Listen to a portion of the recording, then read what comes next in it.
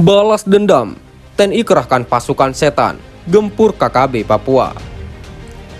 Melansir dari depoktoday.com, tewasnya 4 anggota TNI di tangan kelompok kriminal bersenjata atau KKB Papua telah membuat sejumlah perwira Tentara Nasional Indonesia naik darah. Tak terima atas perlakuan biadab itu, Maijen TNI Inyoman Cantiasa telah menyiapkan aksi balasan.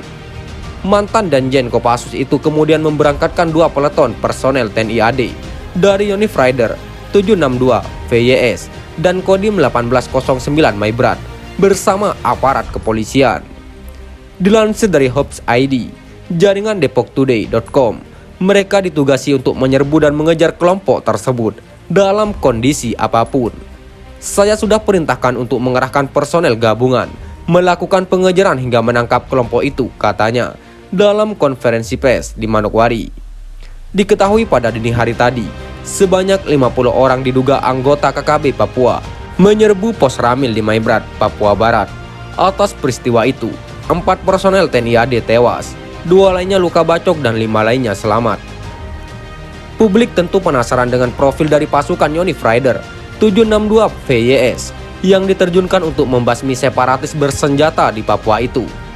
Ya, setelah pasukan Yonif 315 Garuda atau julukan pasukan setan diterjunkan ke Papua, kini giliran prajurit Batalion Rider khusus 762 Virayuda Sakti yang masuk dalam satuan pasukan elit TNI.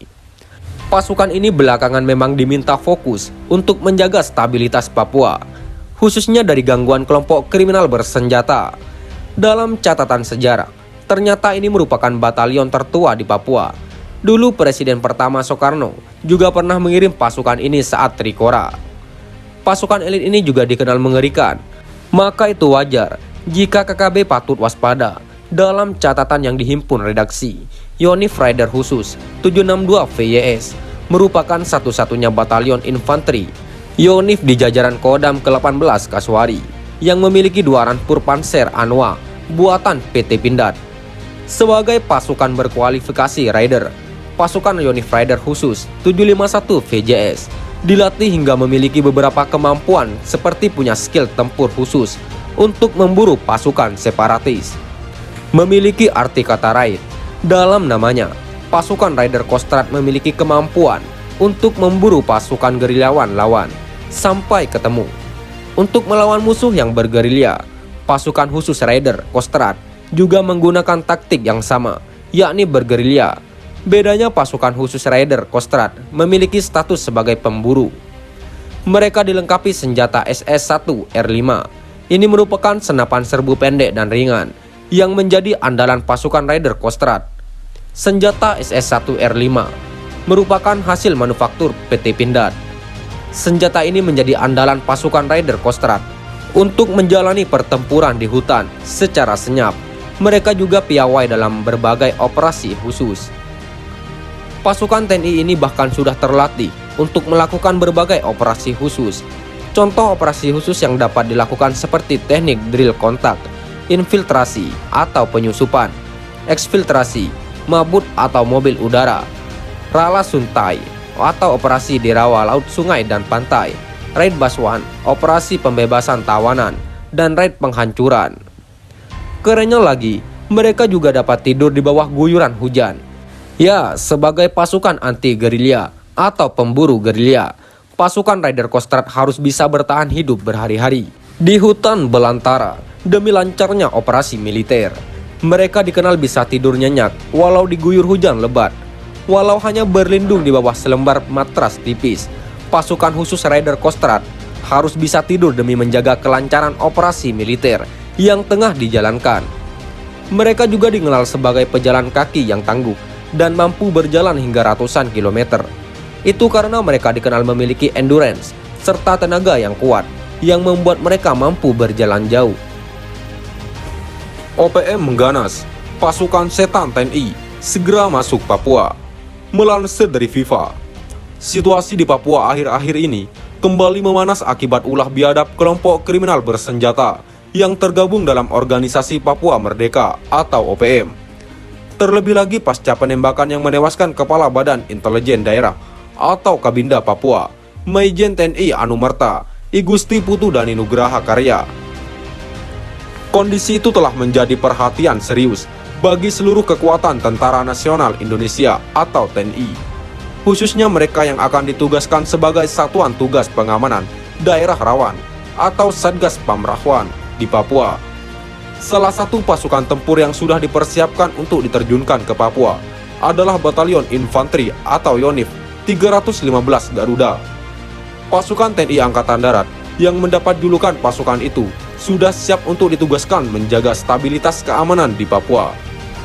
Dilansir Viva Militer, dari keterangan resminya, Pangdam Ketiga Siliwangi, Maijen TNI Nugroho Budi Wiryanto, kemarin telah mengunjungi markas pasukan elit TNI Angkatan Darat yang bermarkas di Gunung Batu, Bogor, Jawa Barat. Kedatangan Maijen TNI Nugroho yang didampingi sejumlah pejabat Kodam Siliwangi di Gunung Batu itu disambut oleh Danrem 061 Surya Kencana, Brigjen TNI Ahmad Fauzi, dan Komandan Yonif 315 Garuda, Letkol Infanteri Aryo Priyo Utomo Sudojo. Dalam kunjungannya itu, Pangdam Siliwangi sempat mendengarkan pemaparan kesiapan personel dan material dari Dan Yonif 315 Garuda yang juga menjabat sebagai Dan Satgas Pamrahuan. Setelah mendengarkan pemaparan dari Dan Yonif 315 Garuda, Pangdam Siliwangi langsung melakukan pemeriksaan seluruh kesiapan personel dan perlengkapan tempur perorangan maupun perlengkapan Satgas yang akan dibawa ke daerah penugasan Papua. Pangdam 3 Siliwangi juga mengingatkan kepada seluruh dan Kipur dan Danpos agar selalu memperhatikan anggotanya di daerah operasi. Pangdam menyampaikan seluruh pasukan yang ikut terlibat dalam operasi di daerah rawan harus menjaga soliditas dan nama baik satuan dan nama baik TNI. Pangdam juga menegaskan, selama berada di daerah operasi, seluruh pasukan harus saling menjaga satu sama lain, serta bertugas dengan penuh kewaspadaan. Seluruh prajurit Satgas Pamrahuan, Yonif 315 Garuda, agar Satgas Pamrahuan berangkat 400 dan kembali 400 prajurit, lengkap bahkan berhasil sesuai harapan pimpinan, kata Pangdam 3 Siliwangi, Maijen TNI Nugroho Budi Wiryanto. Selamat bertugas, kami percaya para prajurit akan mampu melaksanakan tugas dengan baik. Tugasmu penuh dengan tantangan dan rintangan, tapi kaulah prajurit pilihan untuk bisa menyelesaikan tugas dengan baik, kata dia. Untuk diketahui, pasukan Yonif 315 Garuda itu baru sebelumnya juga telah menjalani latihan pratugas Operasi Satgas Pamrahuan. Mereka digembleng selama 1 bulan sejak tanggal 27 Maret lalu di Bandung. Selama latihan pratugas operasi, seluruh prajurit tempur TNI Angkatan Darat itu dilatih untuk bertempur dan patroli di hutan. Latihan pratugas itu diharapkan menjadi bekal bagi para prajurit TNI Angkatan Darat ketika berlaga di daerah operasi rawan seperti Papua yang tingkat ancamannya cukup tinggi. Sekian dan terima kasih. Jika ada salah kata, kami mohon maaf. Jangan lupa like, komen, dan subscribe.